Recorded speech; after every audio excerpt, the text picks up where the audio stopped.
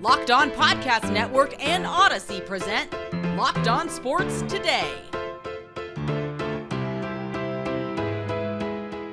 Donovan Mitchell is a Cleveland Cavalier. The Pitt Panthers began their season with a brawl, and why the Knicks made the right move in missing on Mitchell. I'm Peter Bukowski, starting your day with the can't-miss stories and biggest debates in sports. You're Locked On Sports Today. Searching all major sports. Found. Let's start with the biggest story. The Donovan Mitchell sweepstakes has completed, and he's headed to New York. No, he's not headed to New York. He is going to Cleveland in a crazy surprise twist. The Cleveland Cavaliers have acquired Donovan Spider Mitchell for OJ Abaji, Lauri Markkanen, Colin Sexton, who the Jazz immediately extended, plus 3 unprotected picks and 2 future pick swaps. A major haul for the multi-time All-Star. Joining me now from Locked On Cavs, Chris Manning. And Chris, this is an all-in move for the Cavaliers. For them, why is this trade worth it? I think it's been clear for a while. If you read the tea leaves of what they've been linked to, first DeJounte Murray, who goes to Atlanta, then Donovan Mitchell, and then it's reported they pulled themselves out. The door kind of opens back up. I think they were clearly looking for a backcourt partner for Darius Garland. That wasn't Colin Sexton. They wanted an upgrade at that spot and a borderline to all-star level guy. Different kinds of players seem to fit what they're looking for. Murray is obviously very different than what Mitchell is, but I think they wanted someone to take some of the burden off of Garland, add some more offensive firepower, add some shooting, add a different element to this team. And Mitchell is a guy that's going to raise their ceiling. And I think they're hoping that these guys can be a backcourt partnership along with the frontcourt partnership of Mobley and Allen that they can now build with for the foreseeable future.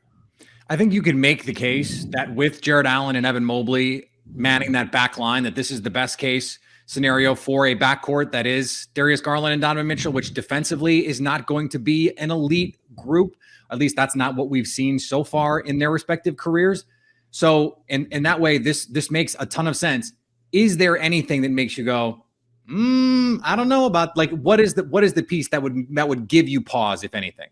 I think in a vacuum, Peter, if I were to say, like, I could have designed this trade perfectly for Cleveland, I probably want Karis LeVert going out in this trade instead of Lauri Markkanen. I think that off-ball floor spacing, I think his defensive competitiveness makes a little bit more sense. And I think losing Abaji is like a little bit of a sting, even though that he's a 14th overall pick. You're not expecting him to become a superstar.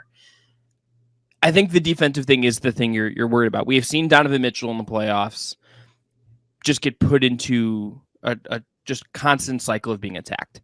That will at some point happen to Darius Garland as well. Size-wise, do they necessarily match up perfectly with the Celtics and how big they are, how big Milwaukee is? Those are the 2 best teams in the East. There are some questions about that, but it's also about who's available. And I think the hope is that, like, you have these 2 aliens in Mobley and Allen that can erase some of the stuff. And I think you're also hoping for Donovan Mitchell in particular that what we saw in Utah with some of the defensive lapses is a little bit of effort. It's a little bit of a question of he was unhappy. Now that he's happy and tweeting about being in Cleveland and maybe isn't feuding with his all-star center anymore, you're going to get better defensive effort, and that limits some of the concerns you have. It's easy to forget now, but Donovan Mitchell coming out of college was considered to be a defense-first guy. And that changed as he became this offensive force, and he's not going to have to carry the load in Cleveland offensively the same kind of way, which I think is where you get the blueprint of he can be better defensively. So you do this trade because you think it materially impacts your chances to be a contender in the East. Where do you think they now fall in that hierarchy of East contenders? I think they are behind Milwaukee and Boston, who I view as the 2 real title contenders in the East. Those are the 2 best teams in the East, full stop. I think they're behind them. But I think if you get into that next tier, Miami, Philadelphia, Atlanta, Cleveland, like, you're getting into that tier, that 2 through 6, 2 through 8 range, where it's going to be a bloodbath, where, like, teams who have good injury luck and good health and just get some things that go their way are probably going to come out on top. They're in that tier to me. And I think the goal for them in year 1 of this is be a top 4 seed. I don't think that's unreasonable. I think they were I mean, who knows what's going to happen with Brooklyn, right? Like, there's just a lot of unknowns, and it's going to be really competitive. But I think you're looking at them and thinking, okay, yes, they are still very young. Let's remember, Evan Mobley's in year 2. Darius Garland is going into year 4. Jared Allen, is just 24. Donovan Mitchell is just about to turn 26. Like, this is a guy still very much in the prime, you would think. The upside potential of Cleveland at this point among those teams in that 2-8 range is arguably maybe not higher than Brooklyn, because no one is at Kevin Durant's level, but I mean, who knows what's going on there? The upside potential to me is very, very high there for them to be a top 4 team in the East and be right behind Milwaukee and Boston. And maybe they finish ahead of them just based on how the season goes. But in terms of how I would rank them, I think they're somewhere in that 2 to 6 range behind those 2 real title contenders. Stay up to date on the Cleveland Cavaliers by subscribing to Locked On Sports Today and the Locked On Cavaliers podcast on the Odyssey app, YouTube, or wherever you get podcasts. Thanks for making Locked On Sports Today your first listen. Coming up, the Pitt Panthers got the season started off with a brawl against West Virginia. Here's what to look for on BetOnline, your number one spot for all of your gambling needs. How about the odds for the lowest scoring team in the 2022 NFL regular season? The Texans are 5-1, the Falcons 6-1, the Bears right behind them at plus 650, Seahawks plus 750, Panthers 9-1, Steelers 10-1. One thing they all have in common: bad quarterbacks. BetOnline, where the game starts. The Denver Broncos got the contract extension they wanted done with Russell Wilson, and it is a doozy. Russell Wilson will be ready to ride for the Denver Broncos for at least the next 7 years after a massive contract extension keeps him in Denver for the long term. I'm Cody Rourke, host of Locked On Broncos, and the Broncos locking up Russell Wilson on a 5-year, $245 million contract extension. He also gets $165 million guaranteed. He's already tied to Denver for at least the next 2 seasons, but the contract extension will now extend that to 7 seasons, where he's going to make an average annual value of around $49 million per year in new money, just $1 million shy per year under Green Bay Packers quarterback Aaron Rodgers. Wilson's impact for the Broncos offense and for the team inside the locker room and in the community of Denver culture-wise has already been significant. Now the Broncos have a franchise quarterback for the next 7 seasons. Make sure you check out Locked On Broncos, free and available everywhere you get your podcast in audio format or whether you watch us on YouTube. Also check us out digitally on 9news.com. Tennessee Titans outside linebacker Harold Landry tore an ACL during practice on Wednesday, a source told ESPN. Landry led the Titans with a career-high 12 sacks last season, making him the first Titans pass rusher with double-digit sacks since Brian Orakpo back in 2015 when he had 10.5. He also led the league in third down sacks and finished with 49 quarterback pressures, 22 QB hits, and another 21 hurries with 14 tackles for loss. The Titans defense will have a hard time replacing him this season. The Seattle Mariners went to Detroit and took care of business against the Tigers. Well, mission accomplished in Detroit. As they were supposed to, the Mariners get a sweep of the Tigers. This is Ty Gonzalez, host of the Locked On Mariners podcast. And the M's defeat Detroit by a score of 7-0 on Thursday afternoon at Comerica Park with ease. They jump all over Eduardo Rodriguez for 6 of their 7 total runs as an offense, with 5 of those being earned, including back-to-back home runs from Julio Rodriguez and Ty France. And I'm pretty sure that Julio ball still has not landed as we speak.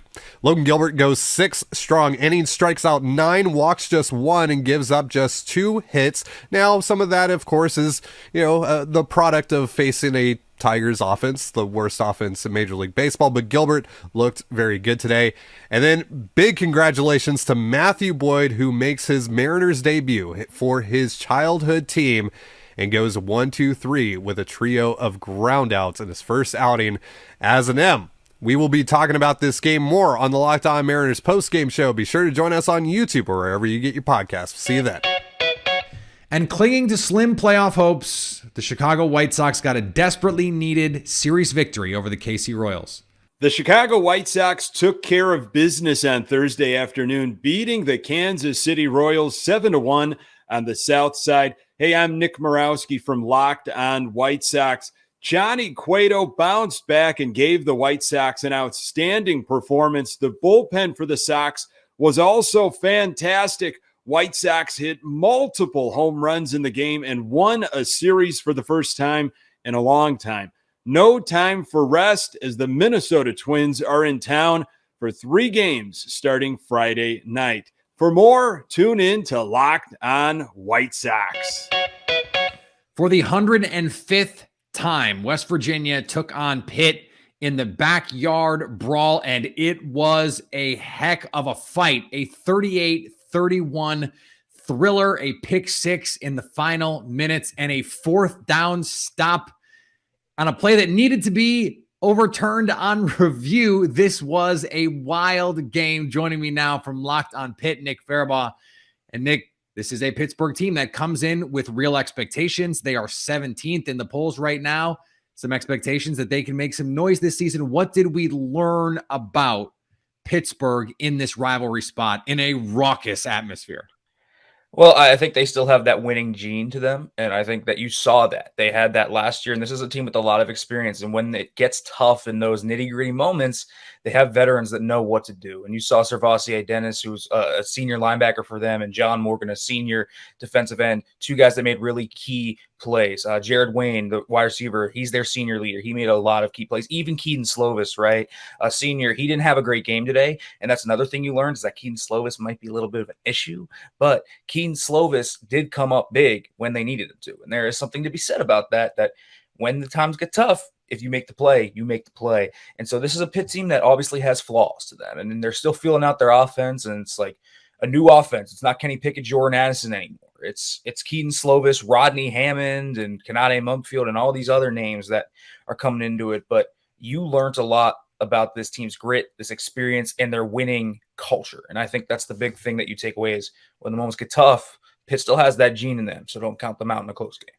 You mentioned Keaton Slovis and him not having maybe his best game. You look at the box score, 308 yards, almost 13 yards per attempt. You go, that's a pretty good game, but it was really a handful of splash plays and then a lot of other, underneath stuff that allowed him to have that kind of stat line. Kenny Pickett now in the NFL was a standout for this team over the last couple seasons. What do they need from Slovis moving forward so that they can, say, challenge a team like Clemson in the ACC?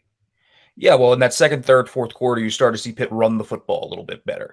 And so he got into a game manager mode, and that's where he needs to be. He needs to be in a rhythm. He needs to be able to make simplified reads because every time he came off his first read today, he got happy feet, and he didn't really stay in the pocket. He was concrete at times, and at other times, he was just escaping to nowhere. It was really bad, actually, to watch. He caused about 4 sacks that probably shouldn't have happened and killed a few very, very encouraging Pitt drives. And in the first play of the second half, misses a wide-open receiver, which should have been a touchdown. And he should have had a pick, too, on a comeback route. So Keaton Slovis's box score is more impressive than what actually happened. And you look at some of the big plays that happened.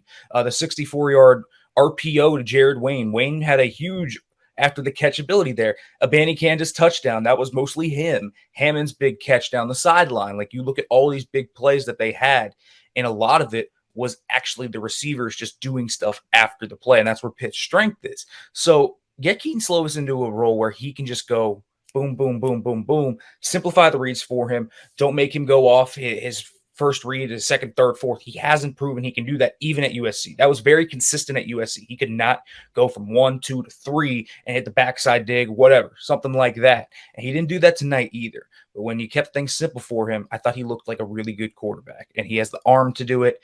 But the question is going to be, can Pitt surround him with the atmosphere to where he doesn't have to put them on their backs?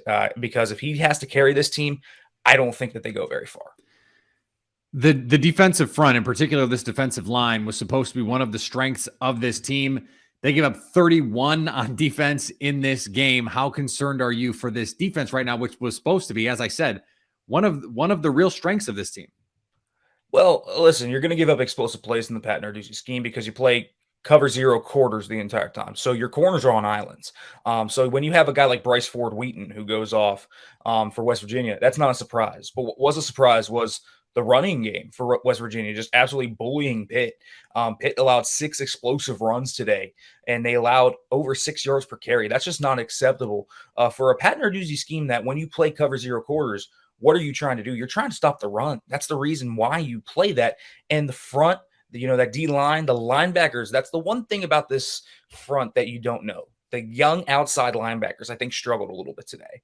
And so that's something to look at. I think the D-line picked it up when they needed to, and that's that winning gene that I talked about. But that rushing game that West Virginia had, it cannot go to next week to Tennessee or throughout the rest of the schedule, because that's what we learned about Pitt. When they don't stop the run, this defense can't stop a cold. And that's the one thing that Pat Narduzzi will tell you. If we stop the run, we stand a chance. But if we don't stop the run, things are going to go really, really bad. And that's really what happened today on defense. And it opened up the whole cachet for JT Daniels and his receivers. Stay up to date on the Pitt Panthers by subscribing to Locked On Sports Today and the Locked On Pitt podcast on the Odyssey app, YouTube, or wherever you get podcasts. Coming up, did the Knicks miss out or dodge a bullet? The New York Knicks are perceived to have yet again dropped the ball by not acquiring Donovan Mitchell. But did they? Adrian Wojnarowski reports that a rejected trade offer from the Knicks to the Utah Jazz included RJ Barrett, Obi Toppin, Mitchell Robinson, and 3 unprotected first-round picks. That would seem to be a far more lucrative offer than the one they accepted from the Cleveland Cavaliers. Gavin Shaw covers the Knickerbockers every day for Locked On Knicks, and he made an important point about how the Knicks can move forward.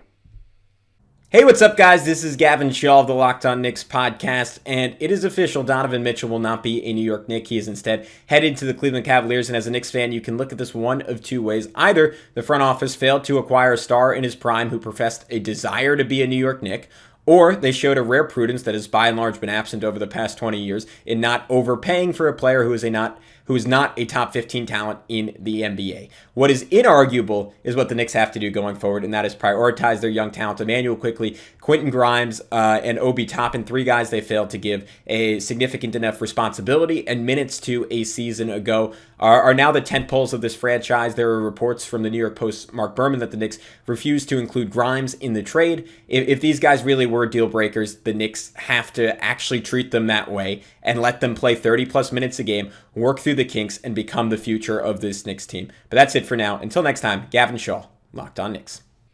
Don't get it twisted. The Knicks wanted Donovan Mitchell, and Knicks fans wanted Donovan Mitchell. And they can talk themselves into RJ Barrett. Right now, he is nowhere near the player Donovan Mitchell is. But this reported offer was better than the one the Cavaliers made. So if that is the case, then they did their best. And they didn't get the guy. That's all they can do. Now, maybe that's all this is. Maybe this is just butt covering. Leaking to a friendly reporter that you made this offer that was rejected. That seems like they made a good faith effort to get Donovan Mitchell. Or they were never really that close. This package was never offered. And the Knicks didn't aggressively pursue Donovan Mitchell enough to actually get a deal done. There is no way to spin this other than the Knicks didn't do enough to do a thing everyone assumed was a foregone conclusion, and now Donovan Mitchell is somewhere else.